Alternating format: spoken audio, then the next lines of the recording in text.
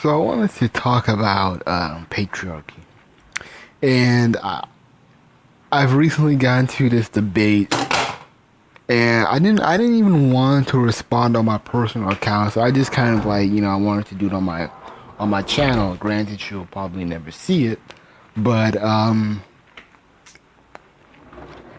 I just wanted to make this point across and talk about this issue. And how I ran across this issue was ironically, I was listening to a Sarge video, and then I happened to have like a feminist, Facebook friend. And, she posted a couple articles about toxic masculinity. And, I came to school her about it, And I was telling her that when it comes to toxic masculinity or masculinity in general, most women do not, you know, I won't say do not care, but they're not opposed of it. They're in support of it. And I was telling her, like, for example, like with the Ku Klux Klan, white feminists were not, trying to tear it down you know, um, denounce the Klan, because it was fighting on behalf of white womanhood, white virginity. It was protecting that. It was valuing white womanhood, and I didn't even link this in, but I should have made a comment. But, when you think about it, this is why to a degree, I seen black women say that, black men high five each other for getting with white women. And I was like, let's just roll with it. I'm not even gonna like debate it. I'm just gonna say, okay, let's roll. Let's talk about why they high five each other. They high five each other because, there was a time, or there still is a time, to where, getting with non-black women was not easy. It was dangerous. It was, you had to go through trials and tribulations. You had to go through the father and the patriarchs and the men, and you had to get approval. Or you either just went Dutch and you just took her out, and she's exiled from her community. And if if she's exiled, it's like, oh man, you got yourself a keeper. She gave away all her white privilege for you. Oh man, that's something. So there is this, this either or, whether, she rebelled and, you got her to rebel because of the swag and the dick and she's in love with it, or you conform to, the patriarchs and you work for them and you build for them and, whatever. But in the general sense, a lot of women are not bitching about masculinity unless it affects them when it comes to abuse. And I would say the glitches. I hopefully I can remember this and name the title, "The Glitches of Masculinity." And what I mean by that is when you know boys try too hard to be masculine, or they don't perfect it, and they kill themselves. They go through depression, alcoholism or whatever. That would be a glitch. That's just he couldn't really hack it all the way. And so but when it is controlled, women are okay with the men, their men, protecting them from other men. You know, when they see a black man talking to, if it's a Latina chick or an Arab chick, there are the brothers of the family who was like, hey, you don't talk to her, you don't talk to her, you get out of here, nigga. You don't talk to her. You have that going on. And women, they can give like less of a fuck about the collateral damage of seeing men, what if it's their own versus outsider. They can give less of a fuck about um, you know who wins, because it's for them.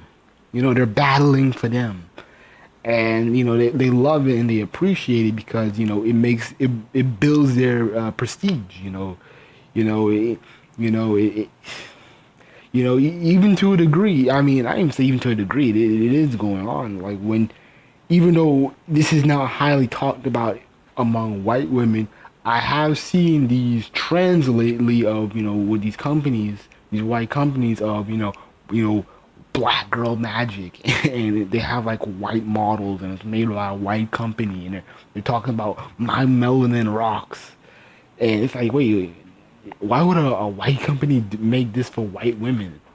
And the thing is, they know that they've been gassed up by black men. They've know that they are aware of the conversations that go on in where it's the black manosphere, or black YouTube, or the black sector of YouTube, or whatever, that there are color struck black men who are like, hey, as long as you're white, I'm okay with it. And they are aware of the replacing black women, you know. Even if a black man is not even looking at a white woman, he's not even attracted to a white woman. It's just it takes something white to make a mixed woman. The Instagram model, the light skinned girl, it took somebody white to create her. You know. And what I was telling this feminist was that about masculinity was that um, when it comes to toxic masculinity, when it comes to other races, like at least in America, I can see toxic masculinity like in these Arab countries or these harsh countries where women have to be policed sexually, and they must be they must wait till marriage, and they must hold their virginity, and they're not allowed to have orgasms. That would be toxic masculinity. But you can't really do all that shit here in America. You know, they and but when these immigrants come to America, they're assimilated to white culture. They're in the suburbs, and they don't have to try as hard as black men to prove their manhood. And I've noticed this. Where I live in Texas, and I see Asian men. Whether I see all types. But majority of them are just huge dorks. They're lame. They the dad is corny as fuck. It's like no swag. It's not like what these K-poppers, these non-Asian K-poppers think of Asians. Like, oh my god, they have so much swag, and I love the purple hair, and they're sexy, and they're cute. It's like you meet the average Asian, and it's like they're like the most boring as.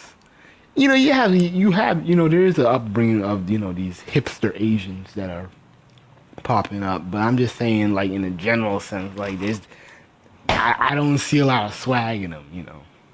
And they don't have to, because they're living comfortably. And I told the feminist that men, other races of men don't have to rely on hyper masculinity, and most likely if they do, it's like a last resort. They don't have to practice it hard.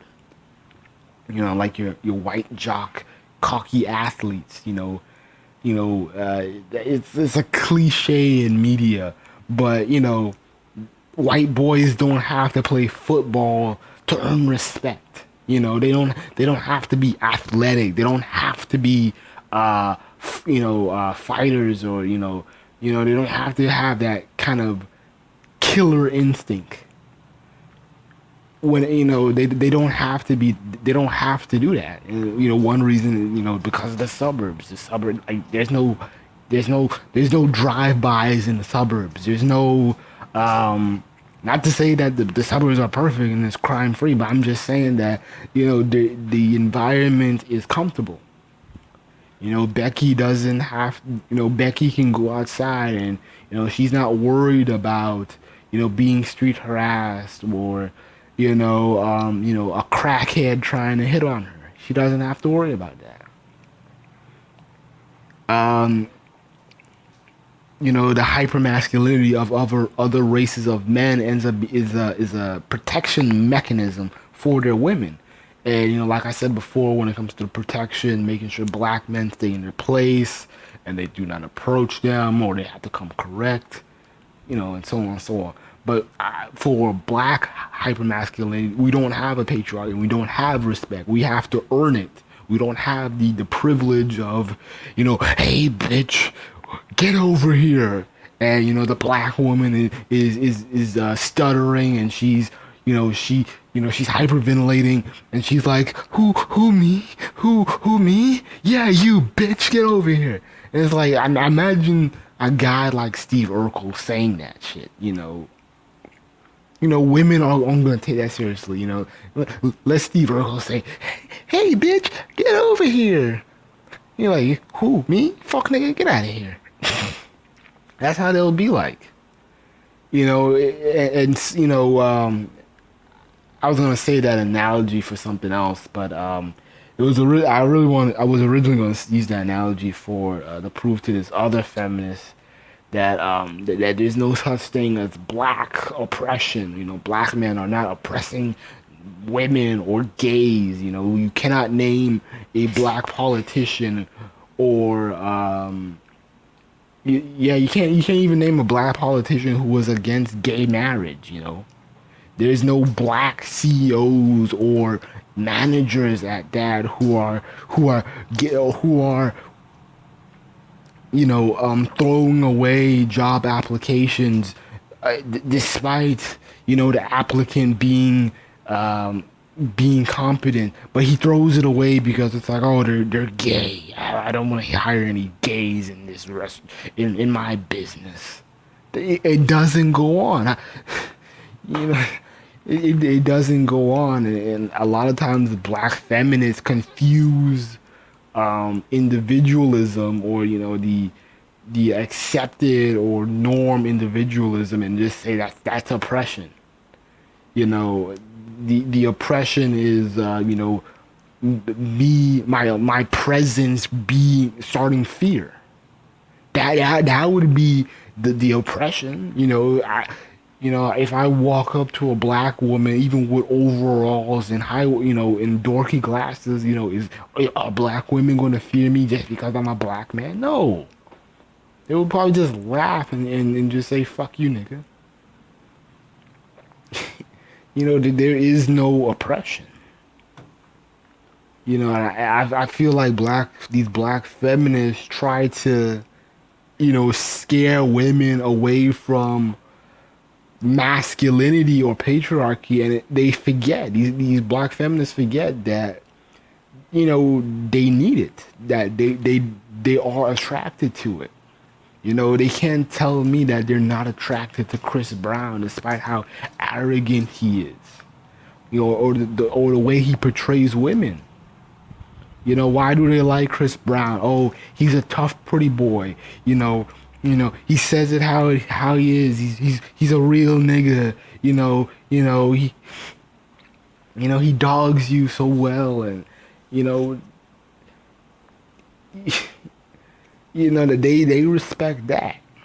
Women are not champion or talking about how much they love these, boys of single mothers who are like simps, who are like beaten down to worship black womanhood. These women are not attracted to those, soft spoken boys.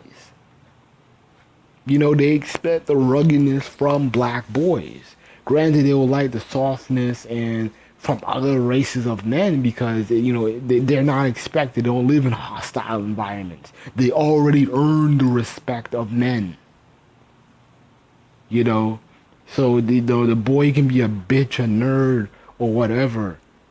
And he still gets that respect, unlike black men who have to prove it. You know, and most of the time they prove it through physicality, whether it's fighting other men, killing other men, um, or the legitimate way of, hey, making money on your own, being self-employed, independent, or whatever. But these feminists, you cannot you cannot force women into liking these non-existent black boys that you wouldn't even like if we created. You're not you're not attracted to boys who wear lipstick and dance and twirl to Beyonce. You're not attracted to that. That's your gay friend. You know, because you will lose. This is, I keep quoting, and people, if people are subscribed to me, they know that I keep referencing the Grapevine episode with the all girls panel, and that is a classic. It is a damn classic because they were talking all this gender equality, but what happened? The single mom, eh, oh, Jesus Christ, the single mom had a household raising her kids to do gender specific chores, and I'm like, what are gender specific chores for girls that your son will do? And she didn't name it. She didn't. I didn't even think she. Most likely the boys ain't even doing shit. But she had her daughters taking out the trash or whatever. And I'm like, what chores do girls do? I mean, like, it's like really most of the chores for children are unisexual. Everybody washes the dishes, or cleans up after their mess in the bathroom or whatever. But the boys take out the trash. So I know there's no such thing as these really gender specific chores. Unless you're doing housework, whereas you're trying to paint the whole house, and 9 times out of 10 you would prefer the boy to do it because it's like, hey, this is, you know, this can turn into a career if you do it right, or this is something that you need to learn how to do because women don't want to do it, they won't do it, and they'll just waste their own money doing something that they could have done on their own on half the price.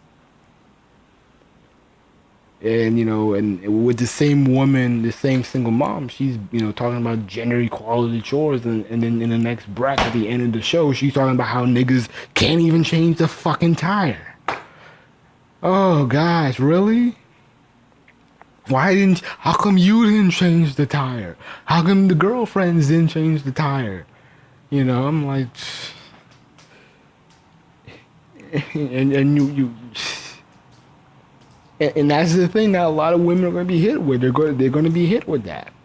Dudes are seeing it. I'm seeing it because there's things that women won't do, refuse to do, can't do, have no interest in doing, and they'll just throw their money away doing, paying somebody to do something that's half the price, that they could have done on their own.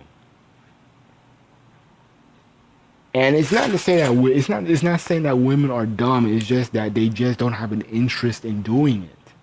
They don't have the heart in doing it. They don't have the durability to do it. This is why women pride themselves on being consumers. Look at what I got, a Gucci bag. Look what I bought. Look what I bought. Look what I bought. And this is why men are the producers. We have to showcase what we did, what we worked on. That's how we get respect. And I would say to these feminists, good luck raising your sons or forcing people to be attracted to bitch-made boys, and the same bitch-made boys or the boys who are rebelling now and becoming MGTOW and are sexually frustrated and they're getting with white women and they're like, I was lied to, I was told to be a good black man, and I listened to the new age parenting for boys, and I played with dolls, and now these women think I'm gay. I'm fucking done.